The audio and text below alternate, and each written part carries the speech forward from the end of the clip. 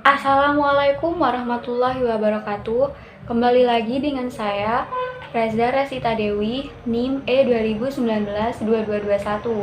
Saya dari kelas Ekonomi Syariah 5, semester 4, Fakultas Ekonomi dan Bisnis Islam Institut Agama Islam Negeri Jember. Pada kesempatan kali ini, saya akan mempresentasikan makalah yaitu makalah Peradaban Islam di Spanyol, yaitu untuk memenuhi tugas mata kuliah Peradaban Islam dan Islam Nusantara yang diampu oleh Bapak Dr. Abdul Wadud Nafis LC MEI. Yang pertama kita akan membahas terlebih dahulu mengenai masuknya Islam di Spanyol atau yang biasa disebut juga Andalusia.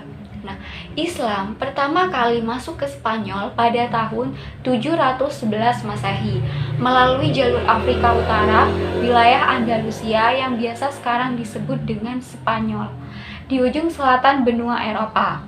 Masuk ke dalam kekuasaan dinasti Bani Umayyah semenjak Tariq bin Ziyad mengalahkan pasukan Spanyol, pimpinan dari Raja bangsa Gothia. Nah, Spanyol diduduki oleh umat Islam pada zaman Khalifah Al-Walid, yaitu sekitar 705 sampai 715 Masehi.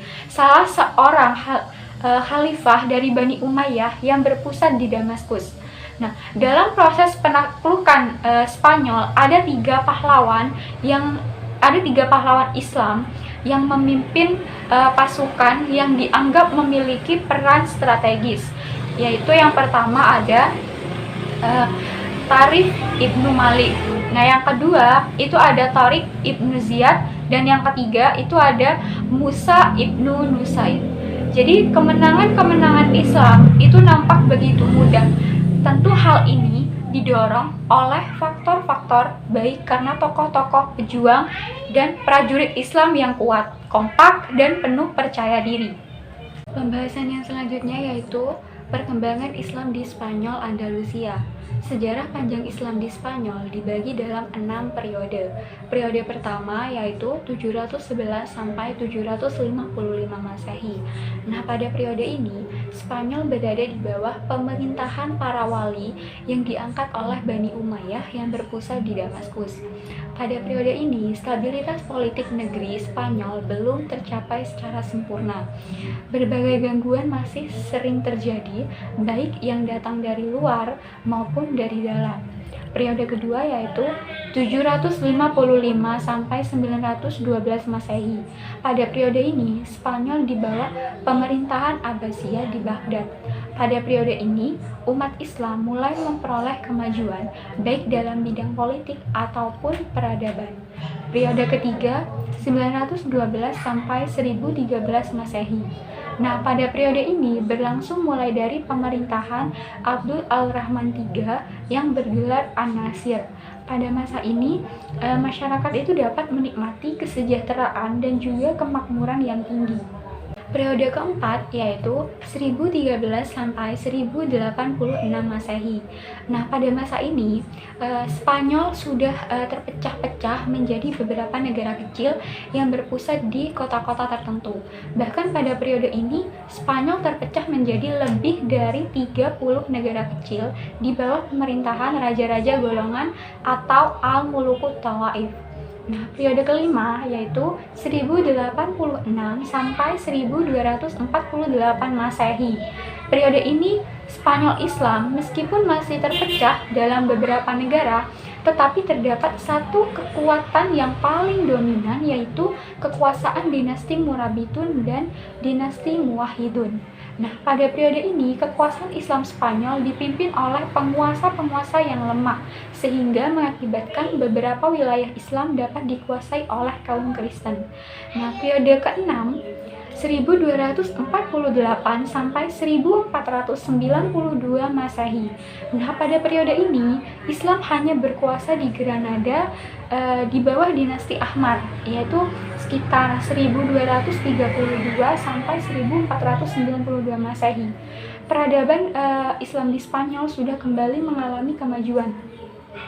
Akan tetapi secara politik dinasti ini hanya berkuasa di wilayah-wilayah yang sangat kecil. Pembahasan yang selanjutnya yaitu kemajuan peradaban Islam di Spanyol Andalusia. Nah, kemajuannya itu ada dari dinamika politik dan juga ada dari dinamika intelektual. Yang pertama kita akan membahas dulu dari segi politiknya. Nah, selama periode ini kelompok etnis berkuasa yang disebut dengan nama Muluk Al-Tawaif, tadi yang sudah saya jelaskan sebelumnya. Pada periode ini, Spanyol itu terpecah menjadi lebih dari 30 negara kecil di bawah pemerintahan raja-raja golongan atau Muluk Al-Tawaif tersebut. Nah, pada periode ini, umat Islam Spanyol kembali memasuki masa pertikaian intern, masa pertikaian yang sangat dalam. Ironisnya, kalau terjadi perang saudara, ada di antara pihak-pihak yang bertikai itu yang meminta bantuan kepada raja-raja Kristen. Nah, jadi melihat kelemahan dan juga kekacauan yang menimpa keadaan politik Islam, untuk pertama kalinya orang-orang Kristen pada periode ini mulai mengambil inisiatif penyerangan, meskipun kehidupan politik tidak stabil. Namun kehidupan intelektual sudah mulai terus berkembang pada periode ini. Nah, yang selanjutnya yaitu dinamika intelektualnya. Jadi Spanyol itu merupakan sebuah negeri yang sangat subur. Kondisi yang subur ini menjadi sumber penghasilan ekonomi dari Spanyol. Kemapanan ekonomi inilah yang kemudian akan melahirkan sejumlah pemikir dari Spanyol. Masyarakat Spanyol itu merupakan suatu masyarakat yang majemuk, yang terdiri dari komunitas Arab. Di antaranya itu ada Al-Muwaladun, ada Barbar, ada As-Saqalibah. Nah, semua komunitas itu mempunyai dan ikut andil dalam melahirkan kaum intelektual Andalusia yang menghasilkan kemajuan dalam bidang filsafat, sejarah, sains, bahasa sastra dan musik, dan juga fikih. Pembahasan yang selanjutnya yaitu kemunduran dan kehancuran kekuasaan Islam di Spanyol Andalusia. Nah, kemunduran Islam di Andalusia itu bersamaan dengan melemahnya dinasti Umayyah karena perselisihan internal antara berbagai fraksi di dalamnya. Namun, upaya ini terhambat untuk waktu yang cukup lama ketika kekuasaan Andalusia ini beralih ke tangan bangsa Barbar dari Afrika Utara yang mendirikan dinasti Al-Murabitun dan juga Al-Muwahhidun. Nah, faktor penyebab dari kemunduran dan kehancuran Islam di Andalusia adalah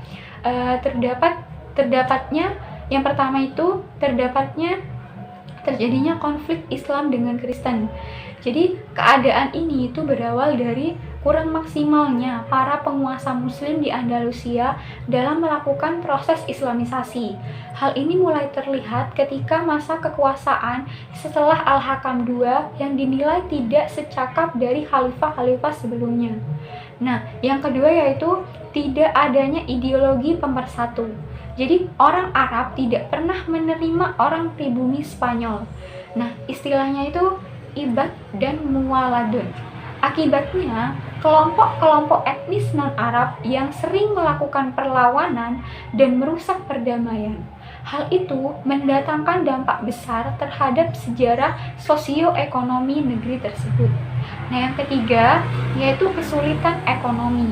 Nah, pada pertengahan masa Islam di Spanyol, itu penguasa mulai lalai membangun perekonomiannya. Dampak terburuknya yang timbul yaitu kesulitan ekonomi yang sangat memberatkan dan mempengaruhi kondisi politik dan militer. Yang keempat yaitu tidak jelasnya sistem peralihan kekuasaan.